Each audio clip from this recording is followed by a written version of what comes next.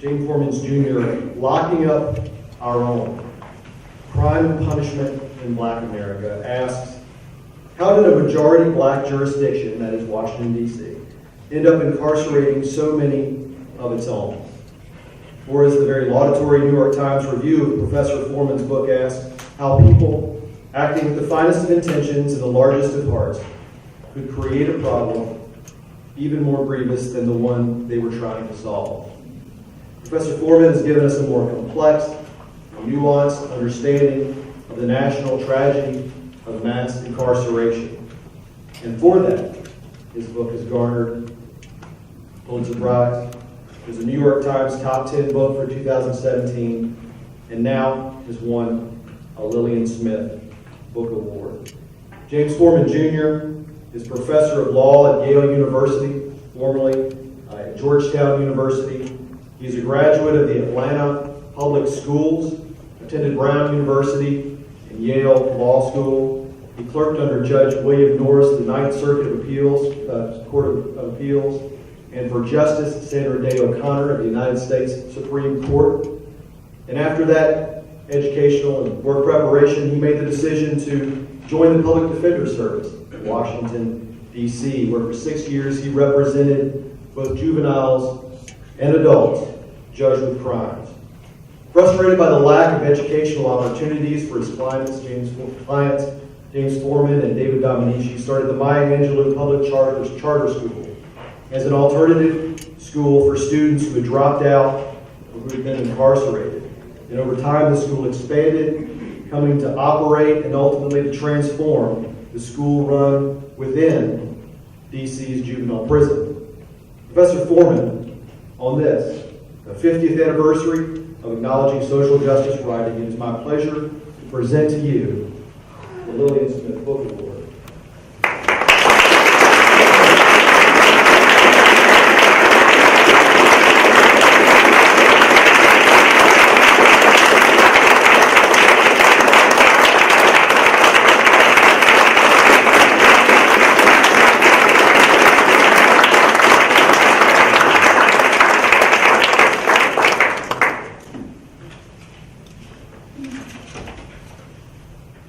Thank you very much.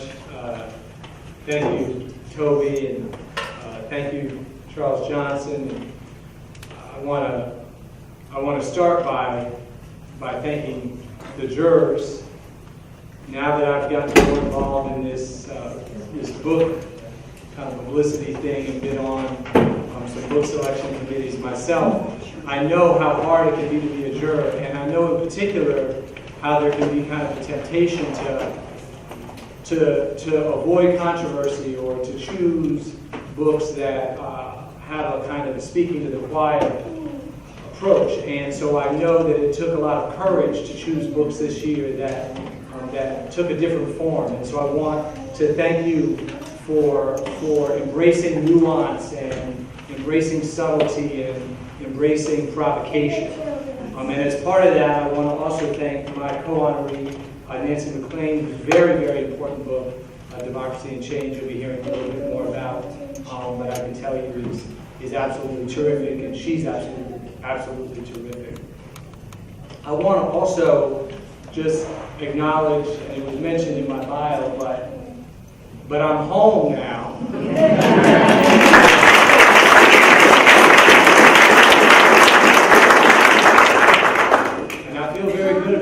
They put, on the bios, if you look at the bios, mostly of professors, they give you kind of standard default template when you arrive. And you're supposed to put where you went to college and where you went to law school. And I said, well, that was okay, but I wouldn't have been at college and I wouldn't have been at law school except for my public school background. And I want to put Atlanta Public Schools on my bio, and they said, we haven't done that before. And I said, we got to do it now.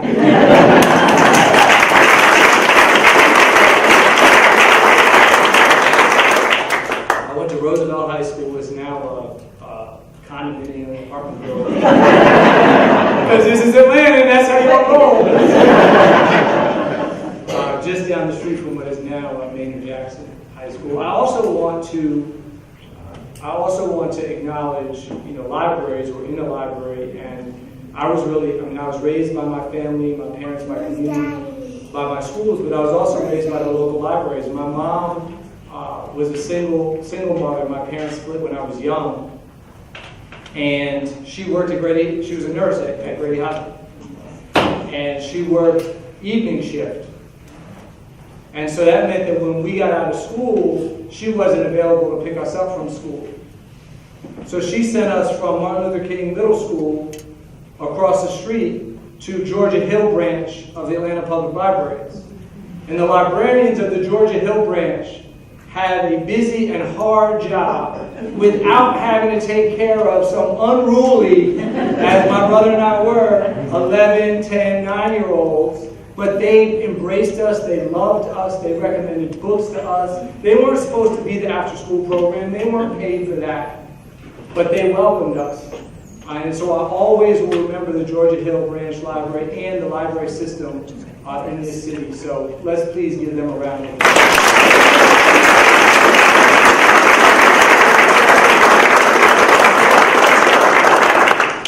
All right, so now that I've used up half my time, I'm just going to say, I'm not going to try to tell you everything in this book. What I'm going to do is I'm going to tell you my motivation for writing the book. And my motivation was twofold. And one of it had nothing to do with the criminal justice system. This is a book about that system, but this has nothing to do with it.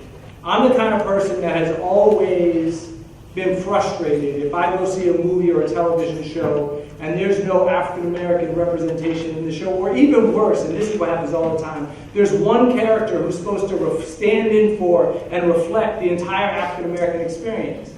And one character cannot do that. And so I knew that when I wrote this book, I wanted to write a book that showed the diversity and the complexity and the multiple layers and the class dimensions within the black community. Now, my other motivation for writing this book very much came out of the criminal legal system. There are a lot of stories in this book. And one of the stories is of a young man that I represented by the name of Brandon. Brandon was 15 years old, charged with possession of a gun, small amount of marijuana in Superior Court, Washington, D.C. He had pled guilty and was facing sentencing. And I was his public defender. I had been assigned to represent him. And I had taken the job of being a public defender because I believed, as I believe today, that it's a civil rights issue of my generation and of this society. My parents met in SNCC, the Student Nonviolent Coordinating Committee. Offices on Poplar Street, here in Atlanta. I mean, I'm really the child of it. My dad is black, my mom is white. Interracial marriage at a time when those relationships were illegal in many states in this country.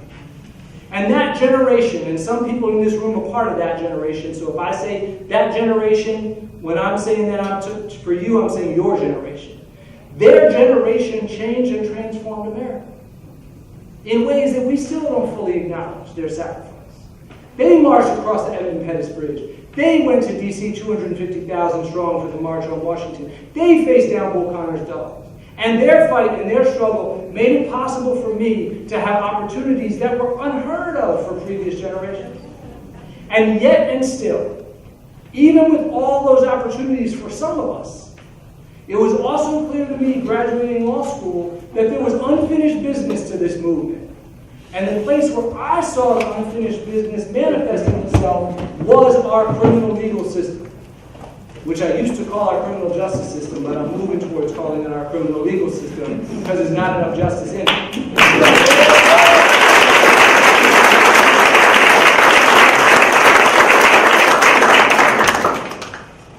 Even though we did not have the term mass incarceration back then, I already knew that 1 in 3 young black men were under criminal justice supervision. That had been documented. It had also been documented that black women were the largest single growing part of the prison system. We already knew by the mid-1990s that the United States had passed Russia and South Africa to earn the dishonor of being the world's largest jailer.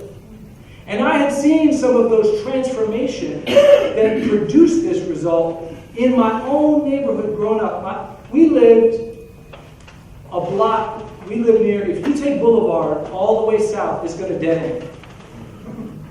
I live 2 blocks from where a dead end is. When I was a child, that meant that there were 2 huge buildings near my house. Federal Penitentiary and a GM plant. By the time I graduated from law school, one of those buildings had shut down, jobs shipped overseas, and y'all live here, so you know which one is still there. So that's why I became a public defender, to fight that fight. That's why I was standing next to Brandon, advocating for his release. I wanted him to be put on probation.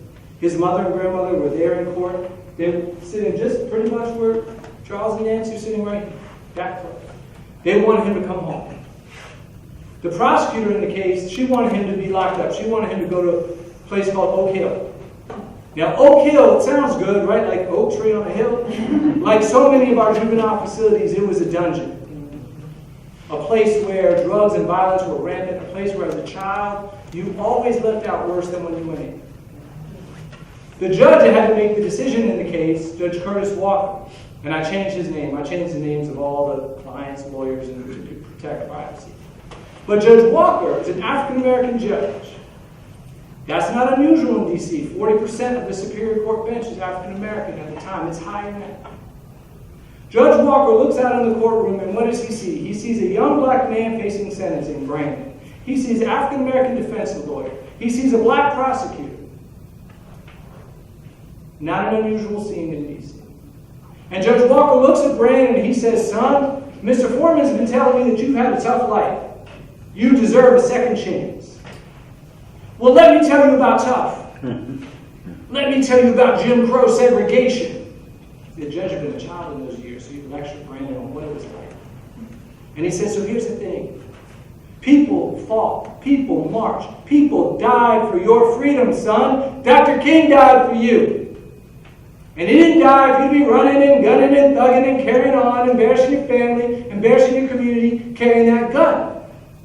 So I hope Mr. Foreman is right. He said, I hope one day you turn it around. But today in this courtroom, actions have consequences.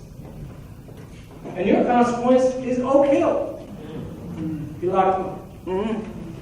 And I was so upset. I mean, he had taken the same history that I just told you, the civil rights history that was my motivation to become a public defender, and he had somehow flipped it on its head and used it as a justification for locking up my client. As I began to work through the anger, and it's still very much, that's a work in progress. But as I began to work through it, I began to reflect on the fact that the judge wasn't alone. The city council that passed the gun and the drug laws that Brandon was being sentenced under was a majority African-American city council. The police force was majority black. The police chief was black. The chief prosecutor in our city was Eric Holder. And so it really forced me to reflect on how deeply embedded this idea of mass incarceration had become. That even in a majority African-American community, right, where people were in some ways versed in the history of the civil rights movement, even then, even there, we were following some of the same patterns as was the rest of the country. And so that, for me, became the question of my book, which Toby asked up front. How was it? What happened in this country over the last 50 years that was so powerful, so profound, so deeply embedded, that even in a majority black community, we would end up making some of the same policy choices and producing mass incarceration in our own community like the rest of the country? Now, if I have more time, I will answer that question. But I have to honor Nancy McLean's time, and I have to honor your time. So I'm not going to be able to answer it. But I am going to tell you that there's some good news, which is when this ends, y'all can go buy a copy.